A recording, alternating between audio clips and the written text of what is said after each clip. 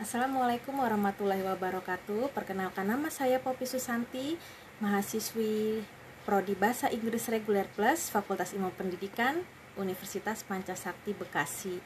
Dan pada kesempatan kali ini saya akan mempresentasikan pendapat saya mengenai guru sebagai agen perubahan.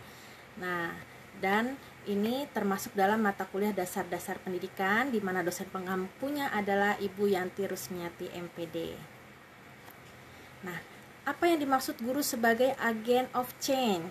Yaitu agen perubahan bagi seorang guru mengandung makna bahwa seorang guru sangat berpengaruh dalam pemberharuan di dunia pendidikan, sehingga sosok profesional yang telah mendapatkan pendidikan dan pelatihan keprofesiannya, kemampuan dan keterampilannya tidak bisa dianggap sebelah mata. Nah, guru merupakan sutradara yang bertanggung jawab dalam keberhasilan sebuah proses pembelajaran. Tercapainya tujuan pembelajaran tersebut tidak terlepas dari keberhasilan seorang guru dalam menciptakan suasana belajar yang menyenangkan dan kondusif sehingga disukai oleh peserta didiknya. Beragam strategi jitu juga sudah dilakukan oleh seorang guru dalam melaksanakan pembelajaran. Berbagai model, metode, dan media juga sudah digunakan guru dalam menjalankan profesinya dalam kegiatan pembelajaran. Nah, aspek perubahan yang dilakukan guru terhadap peserta didiknya tentu saja tidak terkait hanya sebatas aspek kognitifnya saja, tetapi juga pada aspek afektif dan aspek psikomotoris peserta didik tersebut. Namun, di antara para guru sebagai agen perubahan dalam pembelajarannya terkadang lebih fokus pada aspek kognitifnya saja, yaitu hanya fokus kepada sebatas pengetahuan dari peserta didik itu saja tanpa mengembangkan lagi aspek afektif dan aspek psikomotoris dari peserta didik tersebut. Nah, guru sebagai agen perubahan mengubah siswa menjadi lebih baik, lebih pandai dan memiliki keterampilan, membuat siswa memahami persoalan jauh lebih jernih sehingga mampu membuat keputusan dan bertindak secara tepat. Kemudian guru sebagai agen perubahan membuat peserta didik siap terjun secara aktif dalam masyarakat. Nah, sebagai agen perubahan, guru harus bisa mengubah mindset kepada peserta didiknya bahwa guru hanya mentransfer ilmu kepada mereka tanpa membawa perubahan bagi peserta didiknya. Nah, guru juga tidak hanya dituntut pintar. Kalau hanya dituntut pintar, mungkin Google jauh lebih pintar daripada guru. Nah, namun sebagai agent of change, seharusnya mampu membawa seorang individu menjadi manusia berkarakter positif yang memiliki kemampuan dalam memanage kecerdasan emosional dalam diri peserta didik tersebut. Nah, guru di era Merdeka Belajar, sosok guru dituntut memiliki kompetensi profesional, pedagogik, sosial, dan kepribadian.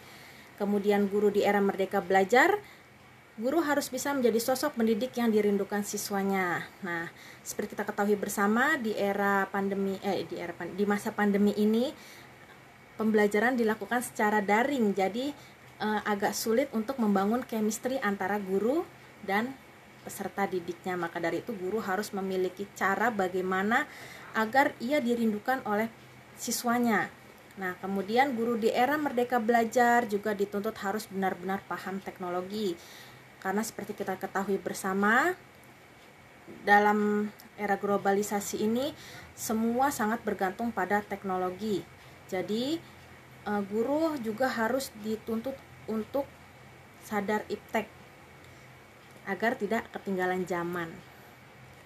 Nah, di sini juga saya melampirkan kiat-kiat agen perubahan di era Merdeka Belajar yang saya kutip dari laman edukasikompas.com, dan saya rasa ini perlu saya sampaikan kepada teman-teman saya dan khususnya untuk saya pribadi, karena nantinya kita dipersiapkan menjadi sosok agen pembawa perubahan di masa yang akan datang.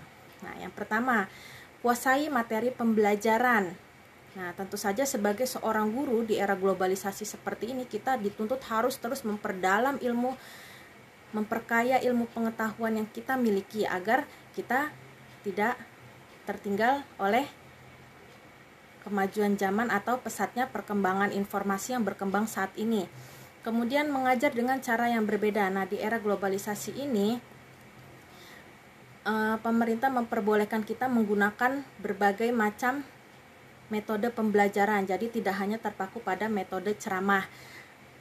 Kemudian disiplin dan bertanggung jawab. Tentu saja ini perlu dilakukan bagi seorang guru, di mana ia adalah seorang agen perubahan.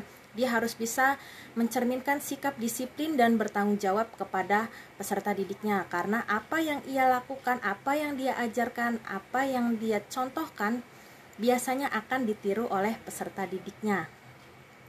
Kemudian responsif. Responsif di sini maksudnya seorang guru itu harus bisa memahami karakteristik dari peserta didiknya. Dalam sebuah kelas pastinya akan terdapat kemajemukan karakteristik, dan kita tidak bisa menyamaratakan karakter satu peserta didik dengan peserta didik lainnya. Jadi di sini juga guru diminta untuk bisa memahami karakteristik dari setiap peserta didiknya.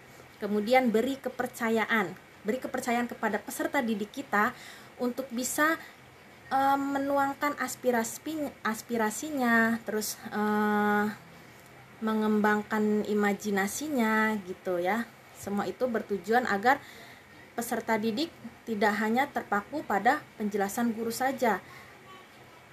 Jadi peserta didik bisa lebih aktif dalam berkarya maupun menyampaikan aspirasinya.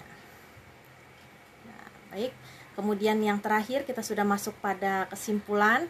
Profesi guru berada di posisi terdepan dalam mendidik generasi masa depan. Bentuk kompetensi dan karakter masyarakat di masa depan merupakan hasil guru mendidik di masa sekarang. Mendidik adalah mengarahkan murid agar bisa meraih kebahagiaan, bukan hanya untuk pintar. Mendidik adalah pengarahan agar siswa mengerti jalan hidupnya.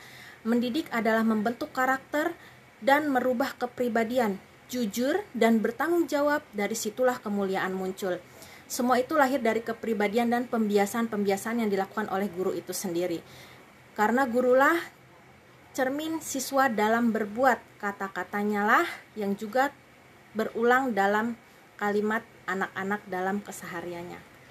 Nah, dalam hal ini saya juga teringat akan kata-katanya Daniel Goleman bahwa keberhasilan seseorang itu ditentukan oleh banyak faktor. 20% faktor itu ditentukan oleh kecerdasan intelektualnya, dan sisanya itu ditentukan oleh faktor-faktor lain, salah satunya kecerdasan emosional. Nah, jadi alangkah lebih baiknya sebagai seorang guru tidak hanya terpaku pada bagaimana meningkatkan kecerdasan peserta didiknya secara intelektual, tapi juga kita harus bisa mengasah bagaimana caranya agar kecerdasan emosional peserta didik kita juga bisa meningkat.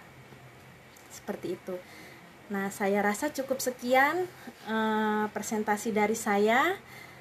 Dalam hal ini saya juga masih banyak belajar. Saya hanya mengutarakan apa yang saya ketahui. Ini semua hanya sebatas pengetahuan saya. Jadi apabila masih banyak kekurangan atau ada kesalahan-kesalahan kata dalam penyampaiannya, saya mohon dibukakan pintu maaf yang sebesar-besarnya. Akhir kalam saya akhiri. Wassalamualaikum warahmatullahi wabarakatuh. Terima kasih.